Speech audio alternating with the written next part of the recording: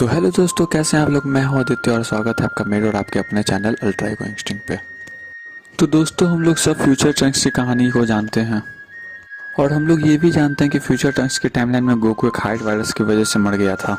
पर दोस्तों, क्या आप ये जानते हैं कि फ्यूचर गोकू के साथ असल में हुआ क्या था और उसने कैसा फील किया था जब उसे पता चला कि उसे हार्ट वायरस है।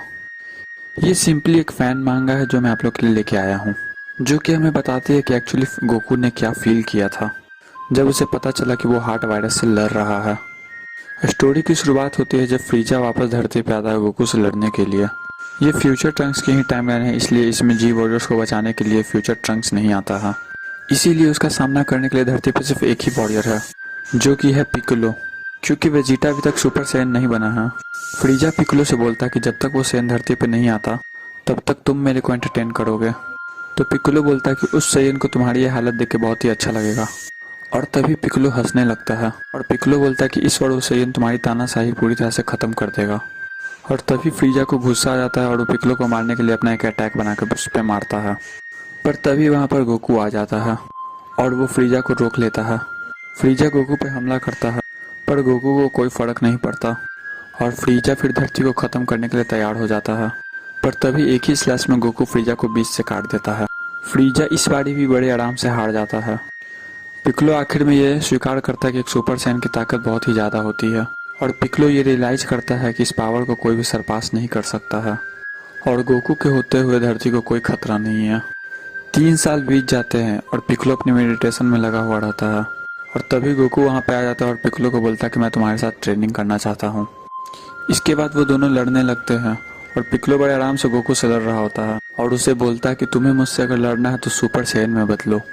पर गोकू अब सुपर सैयन में नहीं बदलता और पिक्कोलो गोकू को पीट देता है और पिक्कोलो बोलता है कि अब तुम्हें अच्छा लग रहा है, तुम अब सुपर सैयन में भी नहीं बदल सकते, तुम कितने कमज़ोर हो गए हो, तुम्हें यह वायरस ख़त्म कर देगा, तुम ऐसी हरकतें करके बस अपनी मुसीबतें बढ़ा रहे हो, वापस घर जाओ गोकू और आराम करो। इसके बाद गोकू उठता है और बोलता है कि अगर मैं आराम करूँगा तो मैं लड़ नहीं पाऊँगा और फिर मेरी फैमिली को कौन बचाएगा। पिक्कोलो बोलता है गोकू अपनी फैमिली के साथ रहो और आराम करो, अगर तुम मर गए तो गोहान अकेला पड़ जाएगा। गोकू रोते हुए बोलता है कि मैं ठीक नहीं होने वाला, गोहान का क्या होगा मेरे जाने के बाद। पिक्कोलो बोलता है कि तुम इसकी चिंता मत करो, मैं उसका ध्यान रखूंगा और उसे सुपर सैयन बनने के लिए ट्रेन करूंगा, तुम्हें धरती की चिंता करने की जरूरत नहीं है। गोकू बोलता है कि मेरी जगह लेने वालों को ढूंढना शुरू भी कर दिया है तुम लोगों ने, आखिर ऐसा क्यों हो रहा है, इस बारी में जीत क्यों नहीं सकता, सेंजो विंस पे मुझ पर कोई काम नहीं करते, मैं बिना लड़े नहीं मरना चाहता हूँ। इसके बाद गोकू वहाँ से चला जाता है। कुछ समय बाद गोकू घर पे आराम कर रहा होता है और चीची उसका ध्यान रख रही होती है। गोकू बोलता है कि मुझे आराम करना बिल्कुल भी पसंद नहीं है, मैं गोहान के साथ ट्रेनिंग करना चाहता हूँ। इस पर चीची बोलती है कि गोहान एक बच्चा है गोकू, उसे बच्चा ही रहने दो। फिर चीची गोहान के जन्म का दिन याद करने लग जाती है और उसके बाद वो गोकू का हालत देख कर रोने लग जाती है और वहाँ से बाहर चली जाती है। और तभी बाहर पिक्कोलो खड़ा होता है और चीची रो रही होती है। चीची पिक्कोलो को वहाँ से जाने के लिए बोलती है और बोलती है कि तुम गोकू को ठीक नहीं कर सकते तो यहाँ से चले जाओ। गोकू की हालत बिगड़ती ही चली जाती है। पर गोकू एक दिन एक विश मांगता है कि मैं माउंट पाउजू जाना चाहता हूँ। ये वही जगह है जहाँ पर गोकू ने अपने बचपन को बिताया था अपने ग्रैंडपा के साथ। पिक्कोलो इस काम की जिम्मेदारी लेता है और गोकू को वहाँ से ले जाता है। चीची आखिरी बार गोकू को किस करती है और भगवान से प्रार्थना करती है कि गोकू ठीक हो जाए। पिक्कोलो गोकू को ले जा रहा होता है और गोकू की हालत और ख़राब होती जा रही होती है, तो पिक्कोलो थोड़ी देर के लिए रुक जाता है। पिक्कोलो गोकू की लास्ट विश को पूरी करना चाहता है क्योंकि वो जानता है कि गोकू की कोई भी सांस आखिरी सांस हो सकती है।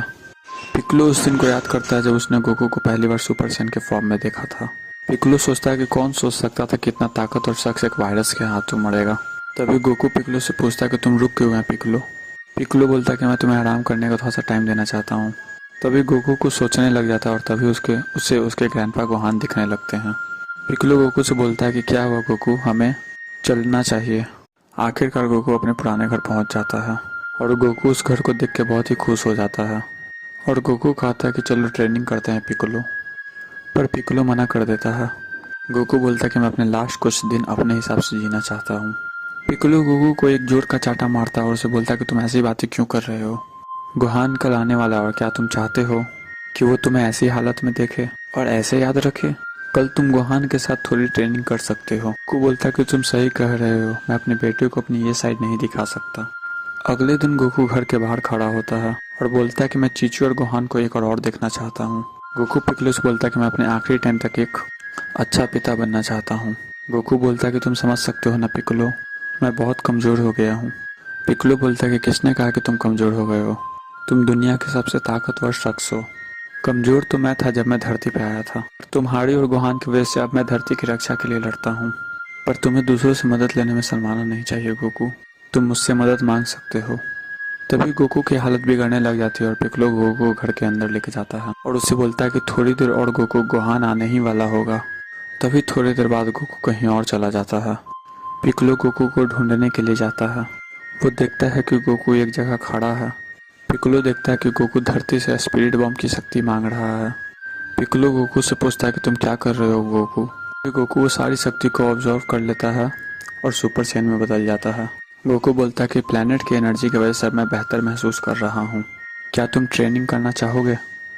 फिर वो दोनों लड़ने लग जाते हैं। गोकू पहले से भी काफ़ी बेहतर महसूस कर रहा होता है, पर अगले ही दिन गोकू की हालत फिर से बिगड़ जाती है। गोकू बोलता है कि मुझे लगता है कि अब मेरा समय आ गया है, मैंने आखिर ये मान लिया है कि यही मेरा अंत है। गोकू बोलता है कि मुझे वो एनर्जी वापस करनी होगी जो मैंने धरती से ली थी। तभी गोकू की बॉडी चमकने लग जाती है। पिक्लो कुछ समझ नहीं पा रहा होता कि ये क्या हो रहा है। गोकू बोलता है कि तुम चिंता मत करो, मैं बस वो एनर्जी वापस कर रहा हूँ जो मैंने कल धरती से ली थी। आखिर में गोकू का शरीर पूरी तरह से एनर्जी में बदल जाती है और वो पूरी धरती पर जाके छा जाती है। पिक्लो आसमान की तरफ देखने लग जाता है और बोलता है कि आज मैं जो भी हुआ तुम्हारे वजह से ही हूँ गोकू, मैं धरती को बचाता रहूँगा और गोहान का भी ध्यान रखूँगा।